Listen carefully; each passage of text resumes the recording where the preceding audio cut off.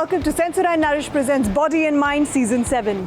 We kicked off the season with a humdinger of a paddle game, and we intend to end the season with a few new unique racket sport games here at Urban Playground.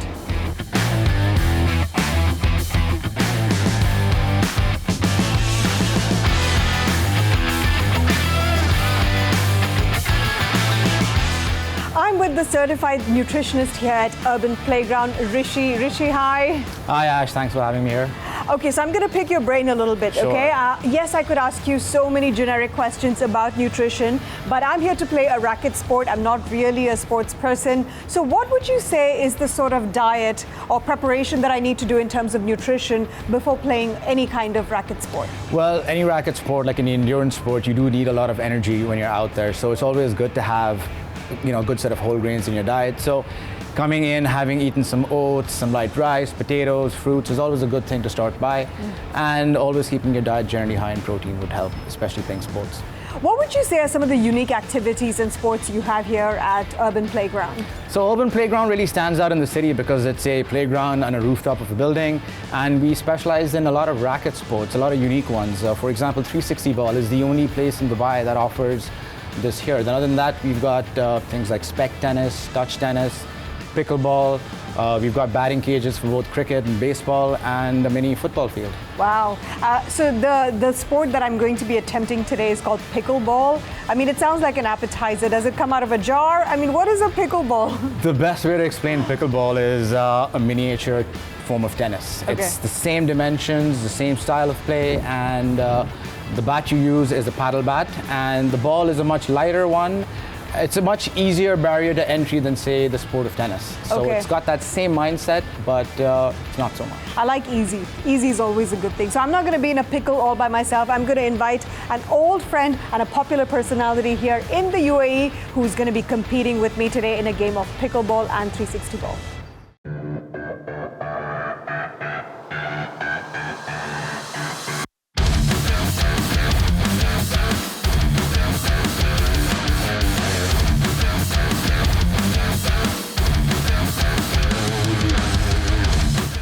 My challenger today is a radio jockey, a TV presenter like myself, and a singer very unlike myself. This is Pavitra Menon. Hi, Pavitra. Hi, Ash. So good to be here and share the same frame with you. I mean, I think I've been waiting to do this, and we've been planning to do this for a very long time now. Exactly. And here we are, right? So you're the second radio presenter we've had on the show. We had Preeti Malik on the first episode of our show, and I lost by a very, very, very narrow margin. So we brought back another radio host, hoping I can redeem myself. Definitely you will, because I know where she set the bar high, and I'm super nervous at the moment. I think I'm on the spot today, so please tell me what we are going to do today. It's called pickleball and 360 ball. Pickleball to me sounds like an appetizer. I have no idea what that is, but here's hoping we're going to have some fun with it. Have you played racket sports before? I know what rackets are, and I know what sports is, but okay, so the playing field is kind of sort of even. Yeah. So. You've just come back from a holiday, so are you feeling refreshed?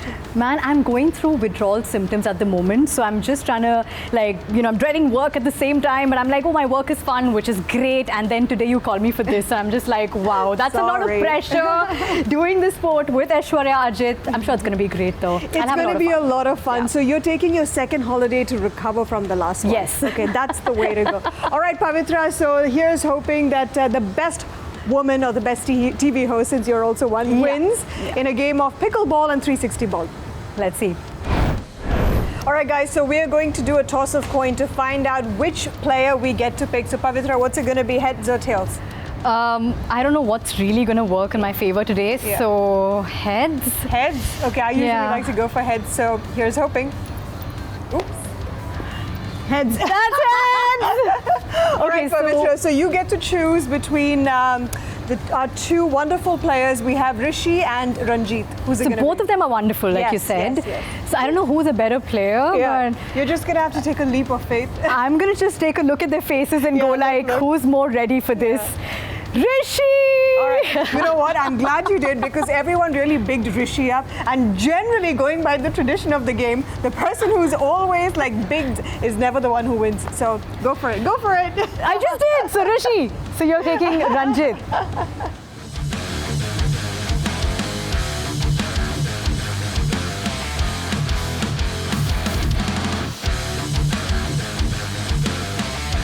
It was amazing. I feel like this is a great cardio for people who are looking out for a fun sport, because the thing is that the rules are more or less the same as tennis or badminton, but at the same time, like the ball that you're using, it's very different. It's slightly heavier, but at the same time, it's light. So I don't know how to really explain it, but then we had a fun game. I started off a little slow, but then I caught up with some pros, so I'm kind of proud about that today.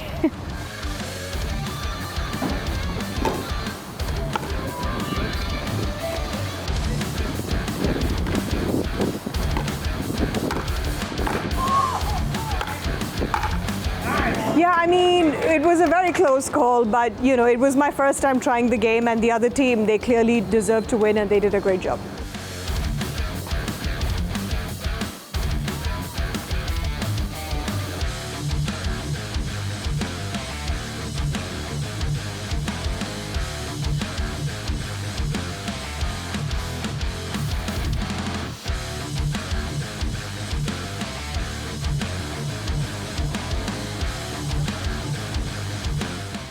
I think just like the game says 360, my head went all 360 when I heard the game and I saw them playing and teaching us. It was fun, but at the same time, like I couldn't really catch up with it. I think Aishwarya was better at that.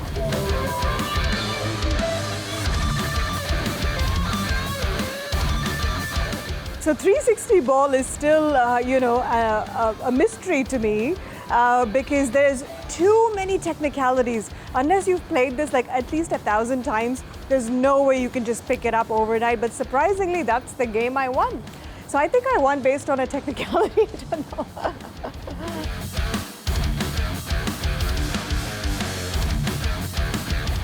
Okay, so I think I can safely say that I'm not going to be the next Serena Williams.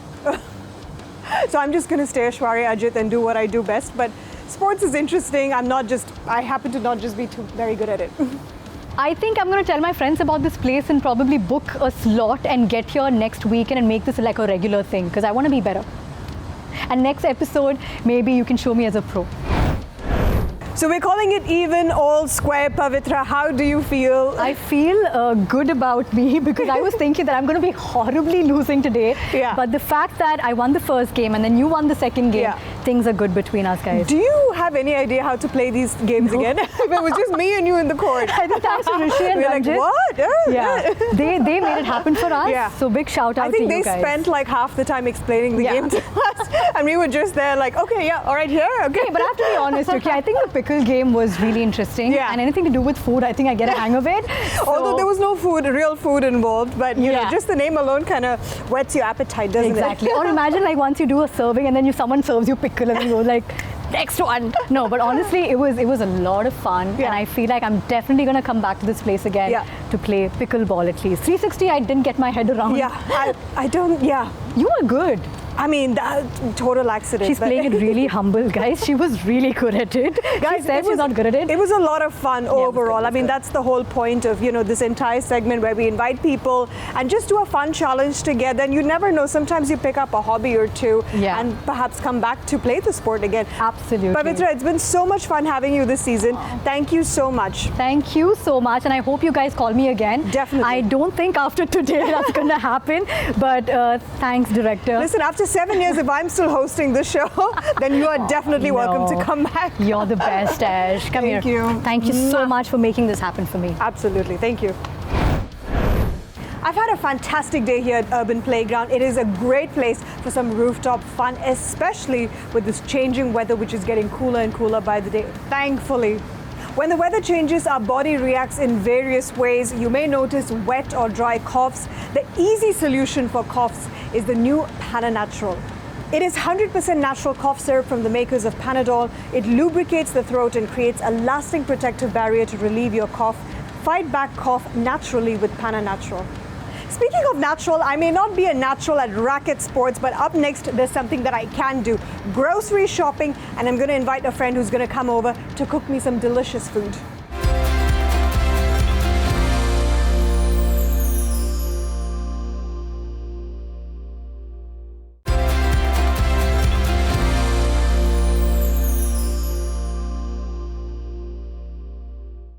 Welcome back to Sensory Nourish presents Body and Mind Season 7. Now, before I invite a friend over and we cook up a storm in the kitchen, I need to make sure that all our ingredients are in order.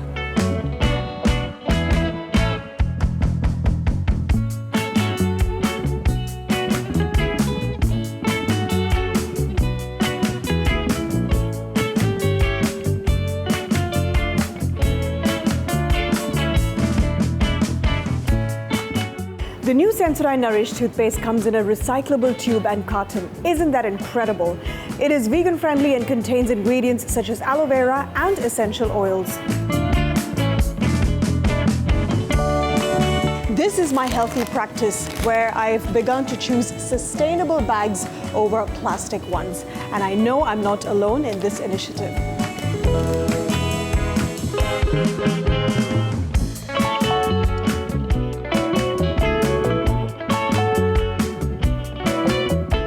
So why wait? Support sustainability, be responsible, and get your hands on the new Sensory Nourish toothpaste.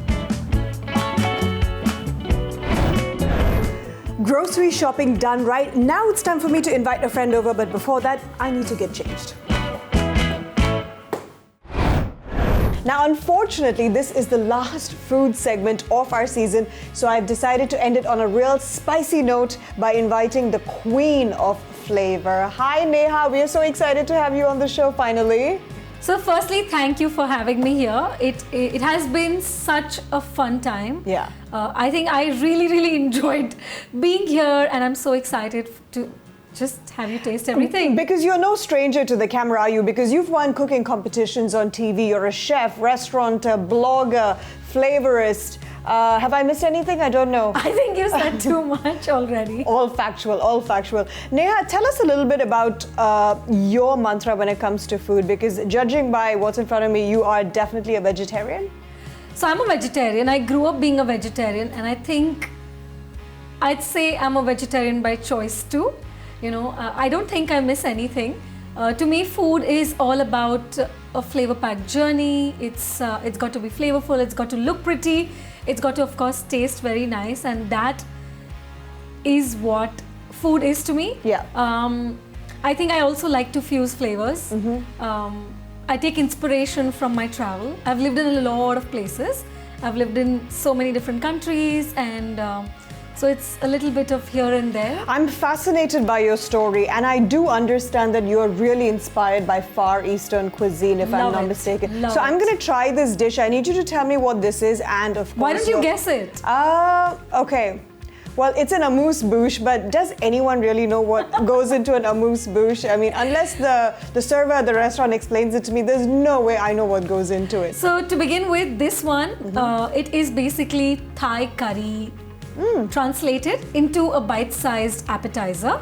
So it's Thai curried veggies. It's slightly spicy. It's got...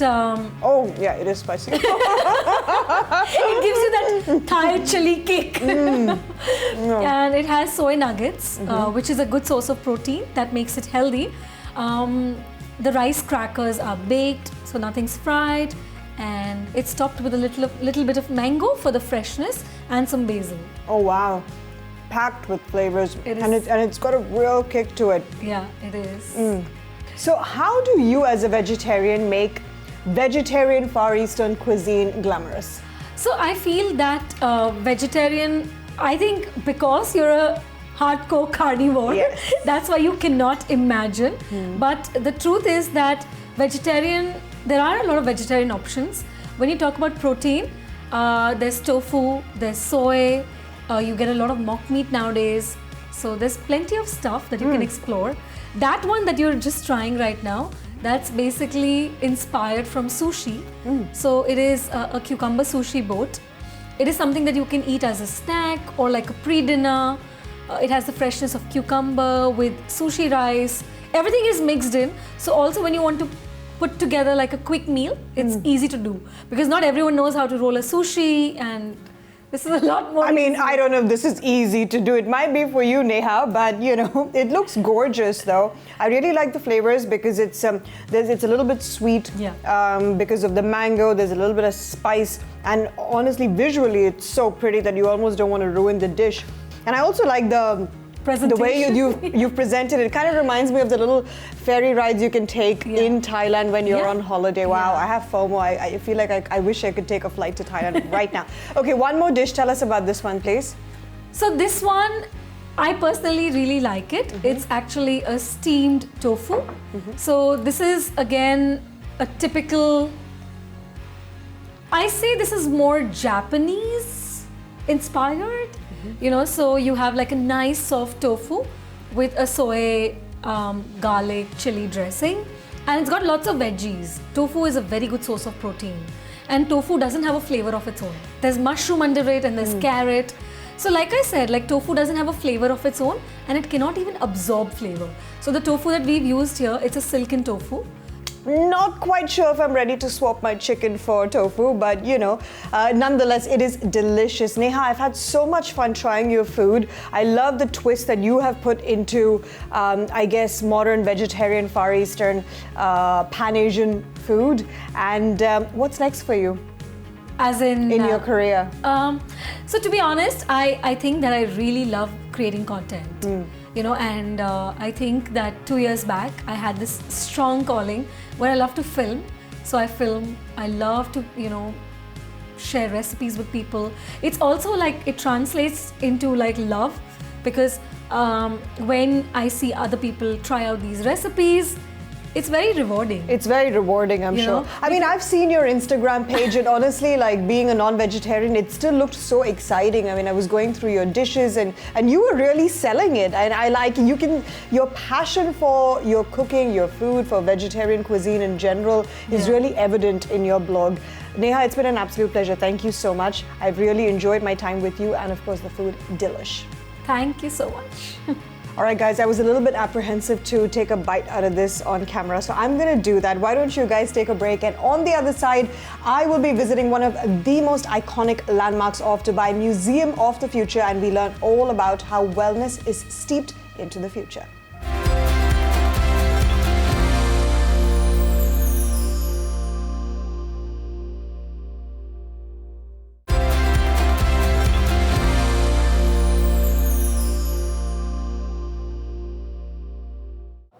Welcome back to Sensodyne Nourish presents Body and Mind Season 7. The future. What will it be, how will it be, and what role will technology play in it? Questions that often intrigue us. Today at the Museum of the Future, we get a glimpse into the world of wellness, what it might look like in future, but in present.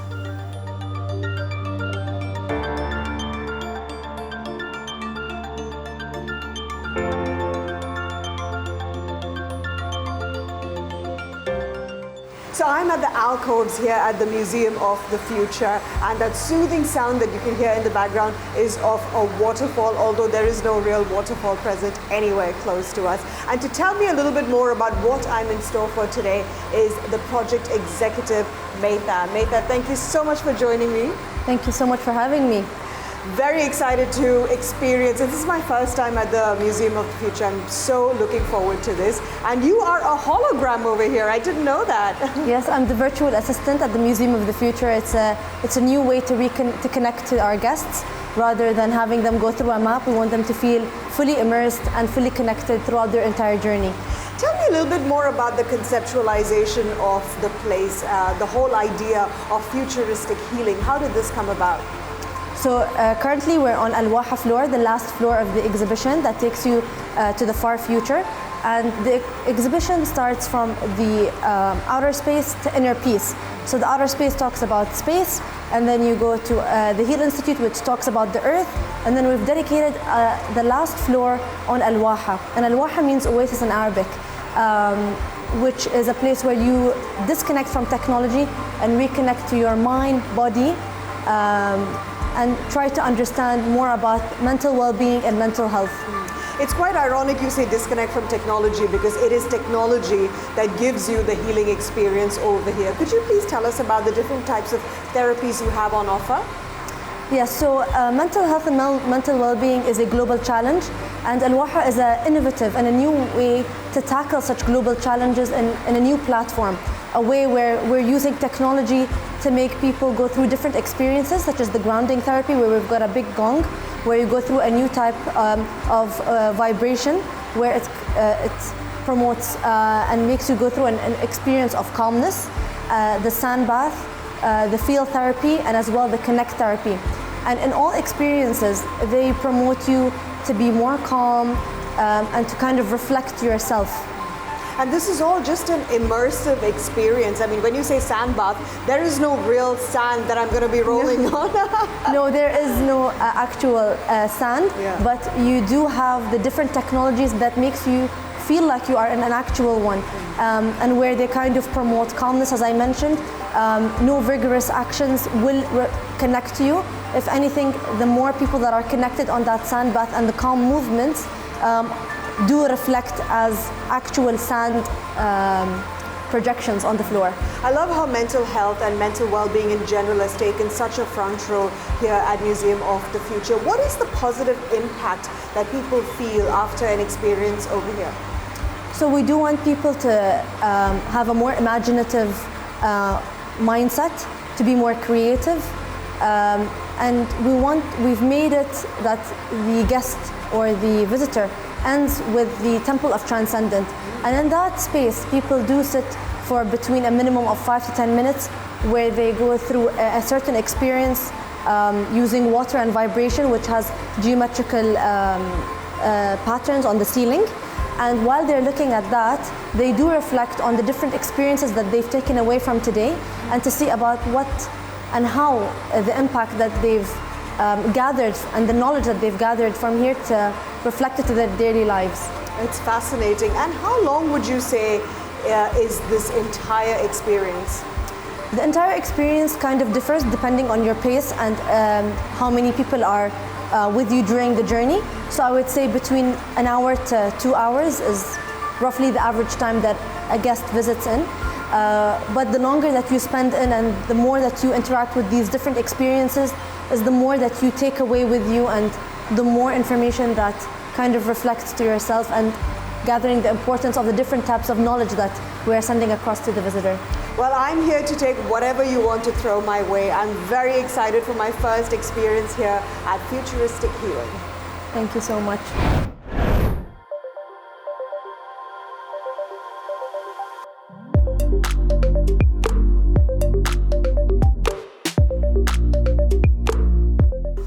Walking through the chambers of the future, I first arrived at a pit of digital sand that would flow around me.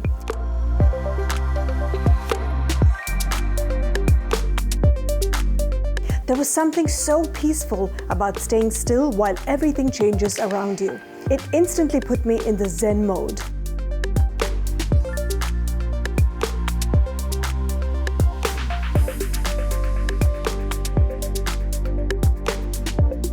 Then came the connection therapy, where we hummed in synergy, and through those frequencies, we created a harmonious link amongst ourselves.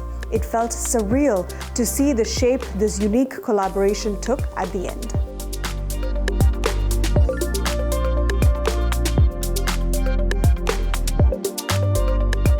After that, I arrived at the feeling therapy, where I placed my palms over a mesh sheet. I could feel my senses heighten as its energy pulses to my hands.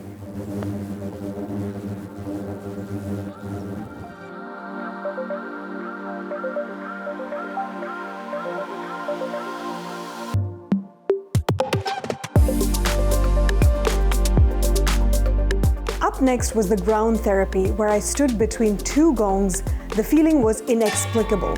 Stand still as the vibrations phased through you. The reverberations certainly went through my body as I felt energized. Alas, I arrived at a meditative room where I lay idle and slip into my thoughts. Perhaps like the ripples of the water being projected in the room, our mind could create some positive ripples in time.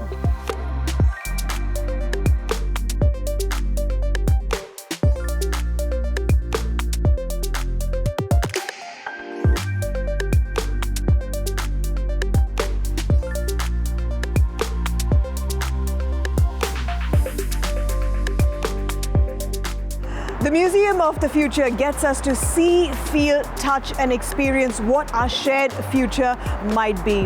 Now, looking back though, we've had yet another amazing season filled with diverse fitness and wellness concepts. Our journey into the world of wellness will continue next year. Until then, this is Aishwarya Ajit signing out.